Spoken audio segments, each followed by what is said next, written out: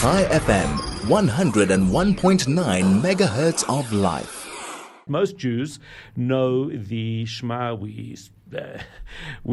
It's just one of the prayers that are central to our tradition. But because we say it so often, there's an obvious danger that the words lose meaning. Rabbi Doron Perez, together with Rabbi Ira Kosofsky, has written a book called DMC, Deep Meaningful Conversations, the Shema. It takes perhaps arguably the most familiar words in Judaism and asks us to re-look at them, to look at them again from a fresh perspective. Rabbi Doron Perez is with us in studio this morning. Good morning. Awesome to have you here. Good morning, Howard. Wonderful to be with you. It is a really, really great to chat. Let's talk about this book. What led you to write a book about the Shema? The truth is, it's very personal. It's actually the fall of our and capture of our son, Daniel. Rabbi Ira Kosofsky is a very dear friend. In fact, this is his book in that it's the second in a series that he has written. In fact, Rabbi Kosofsky I met for the first time in South Africa at Bnei Akiva camp in 1999. Wow. I had just come back on Shlichut for Mizrahi. Right. My wife and our oldest son, Yonatan, who was 4 months old. And we arrived in November 99. Go to Bnei Akiva camp, and there I meet Rabbi Ira Kosofsky. I had never heard of him. Who was he? He was then with another Rabbi David Rifkin. The two of them were in Herzliya school, in formal and informal education. He had been there for 4 years, made an unbelievable impact. Everybody in Cape Town was talking about him, a really, really gifted educator. I think he's American-born, but spent time in England. He's just excellent educator, formal and informal. And then we reconnected about 20 years later, when he was running, which he's still running, a girls' seminary midrashah called Machon Maayan, where in fact MTA girls go to today. Okay, it's one of the options. Correct, for Midrash Tarova and Machon Maayan. Got it. He's a very gifted educator. Yes, I believe so. Very gifted. And we connected in my job at World Mizrahi, where we were supporting all the yeshivot and midrashot, in Israel. Always felt the gap year in Israel was one of the most important years, and however we as Mizrahi could support them, their success was our success. And then he wrote this book called DMC, Deep Meaningful Conversations, on the Amidah. He's an excellent educator. By the way, something very special about Machon Maayan. It's one of the few SEMs that he accepts learned girls and girls who just be initiated from public schools in America. And he somehow is able to integrate them. And I was always amazed. Like, he's an exceptional educator. He can make Torah relevant to learned people and to less initiated. And he asked me to write one of the letters of introduction to the first book on the Amidah. Right. And it was excellent, called DMC, Deep Meaningful Conversations. At our Daniel's first Shiva, we had, unfortunately, 2 funerals. We buried his, one after 163 days when he heard he had been killed on October 7th, and he was still held in Gaza. We buried his blood-drenched uniform. Ira is a friend of mine, Rabbi Kosofsky. He came very often to the Shiva. He brought the girls to the Shiva. And one Mincha Mariv, I was speaking about Daniel, and I was speaking about the Shema, about one word in the Shema. I said, I don't understand the word in the Shema, me'odecha. We say in the Shema, you have to love Hashem with all your heart, b'chol levavecha, with all your soul, which the sages say, both of your hearts, you've got to be wholehearted. All the best and the worst of you, you've got to serve God with, not only the easy things, also the Yetzer Hara. B'chol nafshecha, you've got to give up your life. Now, what else is left? Right. And then it says, B'chol me'odecha. Firstly, what does the word me'od mean in Hebrew? In English, what does it mean? Me'od, with all of your me'od. Me'od's an adjective, a descriptive, means a lot. More, very. Yeah. With all your very. Here it's a noun. Now, I know that Chazal struggle with this word. So I think what it means is, and this is what I said over there, I said, God wants us to give everything. In every relationship, you don't give everything, you give everything, and as they say in America, and then some and more. Even when you've given everything, even if, heaven forbid, you're giving up your life, how are you giving up your life? With what intention are you giving up your life? And sometimes I say that it takes a moment of inspiration to give up one's life, but it's a lifetime to live according to your values. The sages say, B'chol modecha means B'chol midah u'midah, HaShakadosh Baruch Hu moded lecha. To live a heroic life when you challenge the whole time is not simple.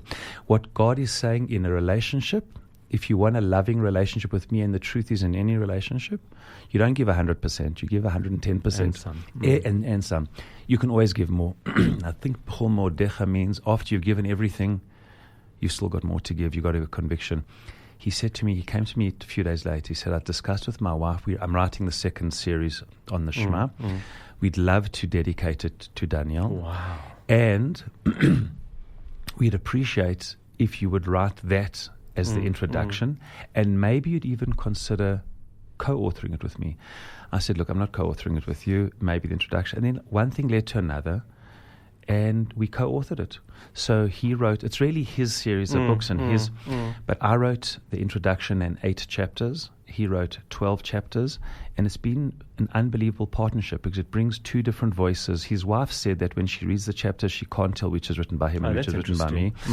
But we did decide to do it, that each one sort of writes, and we just felt, I think Rabbi Kosofsky's genius is bringing regular, as you said, routine spiritual acts to make them really meaningful and relevant and personal. And somehow this, with what's happened with us and with Shema being so much about conviction, we it works. So that's really the essence, I think, of what so much of this is about, is emunah, is faith during a time of unbearable pain and unbearable reality. And I think that to a great extent is what makes this so powerful, because from the position that you are, where you were speaking about it at the Shiva, and from where your lived experience, you being asked that ultimate. And before you even answer, I have to tell you that when we spoke, I don't really know when it was, but it was over the last couple of years. You said you described for me and for our listeners this the experience of your son's wedding. At that stage, you didn't know, you didn't know Daniel's fate, but how you had to hold everything together at the same time. And to me, that's really been a critical example of what you experienced and described is the ultimate of what it means to live. And to some extent, this pulls that into faith, the Shema, Emunah. Talk to me about that. So I'll tell you, it's exactly what you're saying, Rabbi Kosofsky heard me once speak exactly about this idea, and he said, Rabbi Perez, that has to be in the book. You have to write a chapter in the book. Oh, isn't it? Wow. Okay. So I'll tell you which chapter it is. It's chapter 5, but exactly on the word, and I would speak about this a lot. I would say, Howard, that, maybe the most profound thing that I've learned in the pain over the last, almost 3 years now, is as painful as it is possible to hold enormous pain and brokenness together with gratitude and with happiness, and they somehow go together. And where I found a source for it? In the Shema. The Shema says we have to love Hashem with all of our heart. But the Shema does not use the word our heart. It says b'chol levavcha. What's the word for heart? Lev. So it should be b'chol libcha. If you say to somebody they've got a good heart, you don't say you've got a levav tov. You say you've got a lev tov. Lev tov, really good. So why does the Torah use the word levav? It's a strange, poetic, weird word. So the sages say lev bet. We've all got 2 hearts. What are the 2 hearts? Yetzer hara and Yetzer tov, good and bad impulses. Now I've reflected on that. What could be more antithetical and opposite and diametrically opposed than good and bad? And yet if good and bad, somehow the human soul or body or nefesh, psyche, has the ability to commit such good and such bad, and they are in the same heart, maybe you realize the heart actually holds the most opposite, contradictory things. It made me realize that it also says sometimes we have to serve God. We say in the blessings before the Shema, you have to unite your heart to fear and love God. What could be more different than love and fear? Love is close and intimate, fear is distant. So that made me realize, maybe wholeheartedness is bringing, even when we describe the heart, it's got actually 2 chambers. So maybe wholeheartedness, being fully human, is bringing the contradictory elements of life and somehow managing them together. And that's when I realized, wow, you can be broken-hearted and wholehearted at the same time. All of us are broken. No one's life is complete. No one has full health for them and their children and their family, and shalom bayit and parnasah, etc., etc., etc. And therefore, I think we request it in our service of God and in life to be wholehearted, bring all of us together. And it made me realize exactly what you said, that us as Jews also, if there's anybody who could have reflected on the bitterness and brokenness of life, Shveretz Zayni, what we've only been through as a people, but yet what is the Jewish experience? Bring that. I always say that the ultimate Jewish experience is the Haggadah. We come in Leila Seder and we tell our children what it's like to be a Jew. And we tell them it's not pashut. Ha lachma anya. This is not only the bread of redemption, this is the bread of affliction. Our forefathers for 100 years ate like hostages. They ate half a pita. But the same bread, matzah zal shuma, is the bread that we were redeemed from Egypt with. And yes, avadim hayinu leparo b'mitzrayim. Yes, you have to tell your children it was difficult in Egypt and it was painful, but we came out. And the story is matchil begnut, say the sages. It's a challenging story, but it ends okay. And I think what the sages are saying is you have to hold both elements of the story. I'll just tell you another thing, Howard, who's one of the most profound things I've learned. I don't want to get over Daniel's death.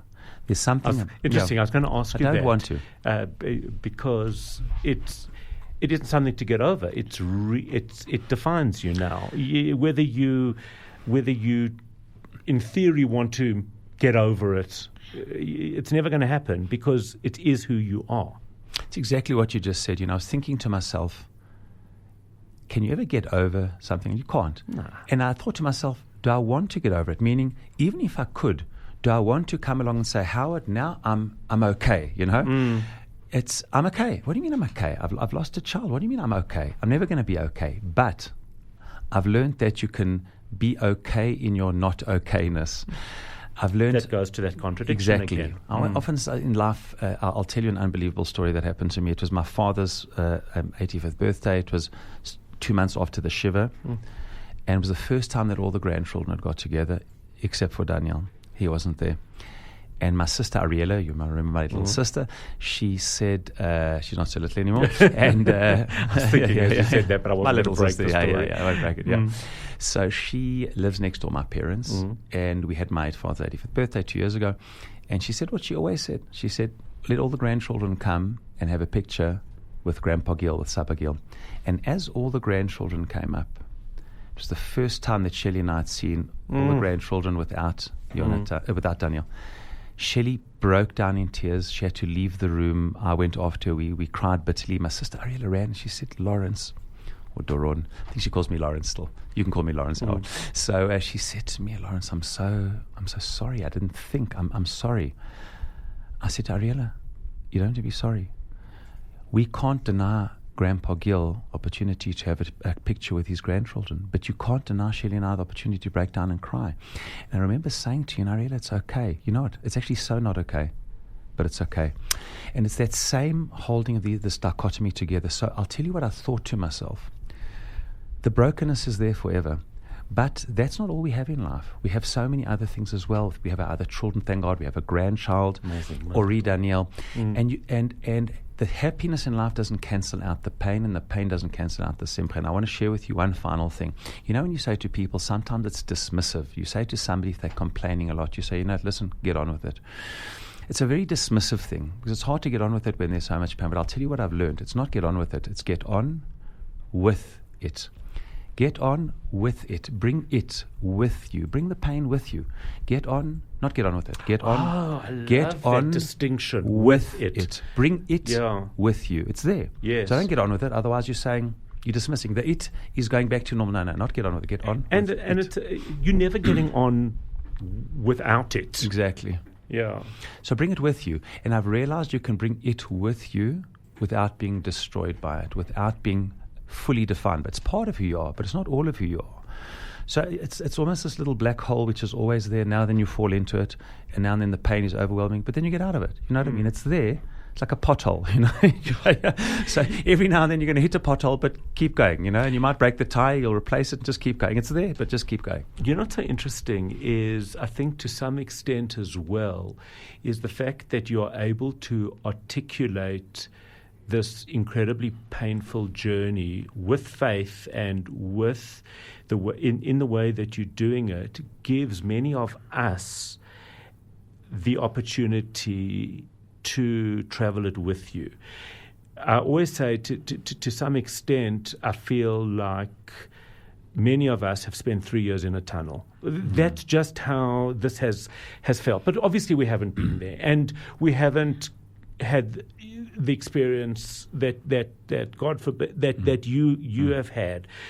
But at the same time, by you sharing it and taking us through this journey, as painful as it is, it gives us the opportunity to feel the pain that we're feeling anyway, obviously not to the same extent, but we're feeling this pain, and we are grappling with the same things, and that in of itself has a more value, I think, than you can imagine, because you are giving us the words to describe what Jews around the world are feeling.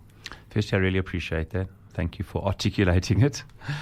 I think that, what I've seen, Howard, and I think it feels authentic, is I've just tried to grapple with this in a way that feels authentic. And let's say Shelley and I, my wife and I, and our children, some are more private in how they deal with it than others. And each one gives the other one the space to deal with it in the way that feels most authentic to them. For me, this feels authentic, to be able to not share in a way that I'm not comfortable with, but share in a way that feels real, just to articulate what one's going through. And I see that it helps me and it helps other people. So it feels authentic, and I suppose it's one of the blessings in the curse, that you can't control what happens to you, but one has to try one's best to just handle what does happen to one in a way, in the best possible way. And I feel grateful that it's sort of the way I'm coping with it is helping me, and it's helping others in the process. And I think that's, Well, let me just tell you one thing that I've learned in media and radio and everything else is people are masters at knowing when something is authentic and when it isn't. And they will pick up within a millisecond whether somebody is authentic or not. And that's why what you're doing resonates, because it's unquestionable. There's no question. I'm worrying about the time. I just want to hear about the book, where it's going to be, who published, where it's going to be available, etc. Okay. So thankfully, Rabbi Kosowski and I happened to be in South Africa at the same time. It wasn't planned. So we said, let's actually do our first launch in South Africa. It hasn't been launched anywhere else. It was published by Mosaic, it's a publishing company. We're going to be launching it in Israel. It's going to be in the bookstores in Israel from Rosh Chodesh Elul, from the end of this week next week. I think it's going to be at the Kollel bookshop as well. Right. We did do a launch in Santon Shul over Shabbat, and we did one at Yeshiva College. So I think people who are either in Santon Shul or at Yeshiva College, they can get a book launch price. They can be in touch with Cheryl Hartnutinsky at Yeshiva or Louise Levine at Santon Shul. There we sort of did a sort of a book launch. We've thankfully run out of the books that we brought. Brilliant. And if they're part of those, they can order there. Otherwise, I believe from the Kollel bookshop, from David, and it's available. That is fantastic. Certainly something that sounds incredibly, incredibly worthwhile. And that's where we leave it. Thank you. Thank you for sharing your story, the journey, the wisdom, the learnings in the way that you are able to do so. I want to thank you, Howard. Your voice is a very critical voice in the South African Jewish community, and a courageous voice. And you really are. You've always been exceptionally articulate and exceptionally out there.